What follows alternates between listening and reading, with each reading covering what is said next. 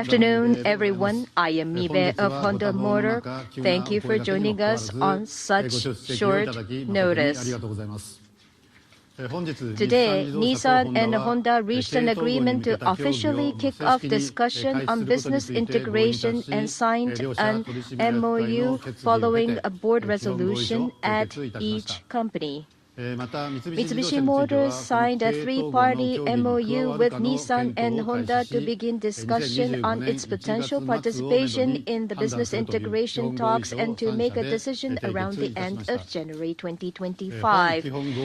Just 9 months ago, Honda and Nissan jolted the industry by saying they would explore teaming up on electric vehicles, automotive software, batteries, procurement, and more.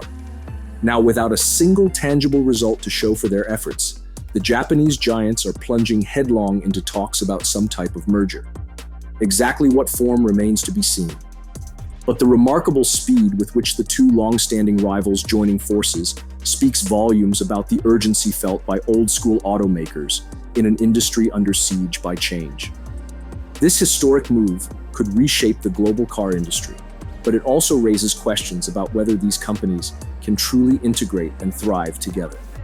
To understand how we got here, let's explore their histories, spanning world wars, iconic vehicles, and present-day challenges, and the stakes of this high-speed pivot. Honda's journey began in 1948 with Soichiro Honda's vision to build affordable transportation. From motorized bicycles to becoming the world's largest motorcycle maker by 1959, Honda's commitment to innovation laid the foundation for its success in automobiles. Iconic models like the Civic and Accord made Honda a global household name, while ventures into Formula One highlighted its engineering prowess.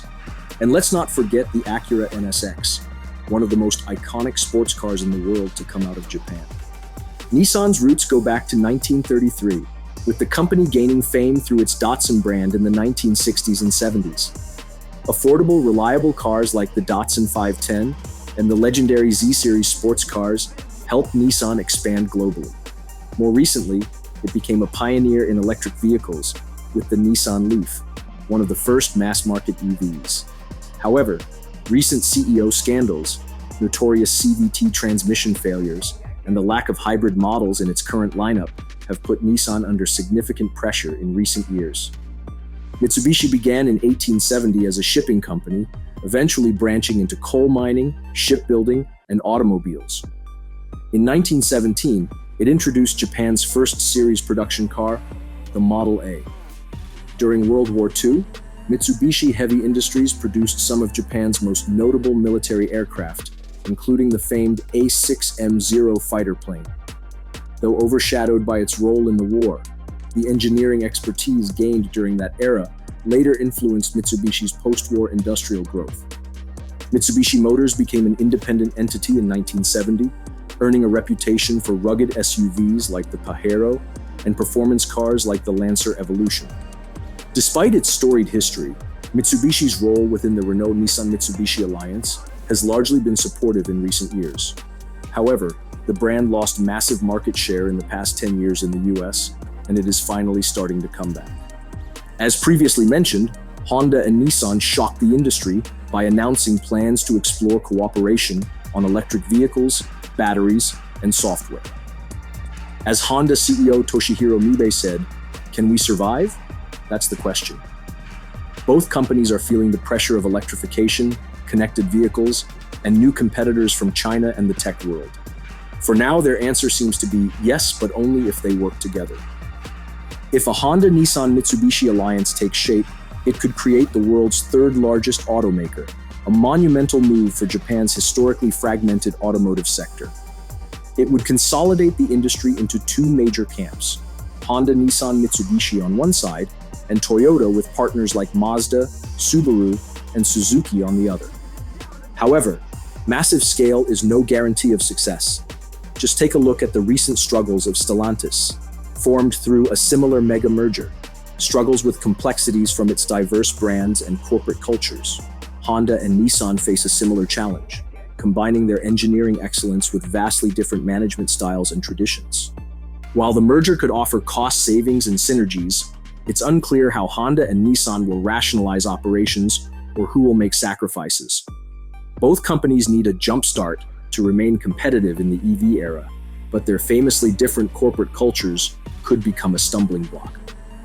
Former Nissan chairman Carlos Ghosn described the current moves as panic, emphasizing the fast-evolving landscape.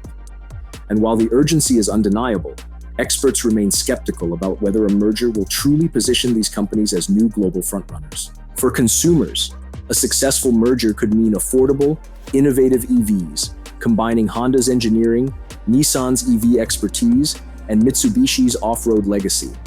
But if integration efforts falter, it could lead to brand dilution, inefficiencies, and lost identity for these storied marks. For the industry, this could set a precedent, pushing more automakers toward consolidation to survive the changing landscape. The Japanese auto icons are discussing a wide range of possible tie-ups, from a merger or cross-shareholding to some kind of holding company structure, according to people with knowledge of the talks. A holding company emulating the structure used to consolidate much of Japan's once fragmented banking sector is thought to be a lead contender, one person said. Such a setup could create a joint management at the top, with executives from both companies directing overall corporate strategy. Underneath the umbrella, however, both companies would keep their own brand identity, sales networks, president, and other top brass.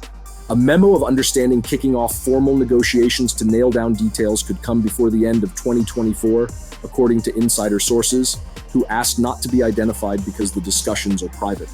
Finalizing the merger could take several more months. The biggest positive of integrating Honda, Japan's number 2 automaker, and Nissan, the country's number 3, would be massive scale. Though both companies have dialed down forecasts, Nissan forecasts sales of 3.4 million vehicles in the fiscal year, ending March 31st. Honda expects to sell 3.8 million. Synergies could be spread across some 7.2 million vehicles sold annually worldwide by both combined. Mitsubishi, expected to be a part of the equation because of its existing capital tie-up with Nissan, would chip in an additional 895,000, bringing total scale to more than 8 million. Toyota Motor Corporation, by contrast, sold a record 11.09 million vehicles in the previous fiscal year, solidifying its position as the world's number 1 automaker. And that total doesn't count volume from its constellation of capital cross-holding partners, including Subaru, Mazda, Suzuki, and Isuzu. But linking Honda and Nissan also creates a big overlap in Japanese production facilities, key markets, management, and product segments. Moreover, cross-holdings could entangle Honda and Nissan in a knotty shareholder web with existing partners Renault and Mitsubishi. And the combined scale of Honda and Nissan could exacerbate their problems. Nissan has bloated global production capacity for 5 million vehicles, way out of whack with its sales volume.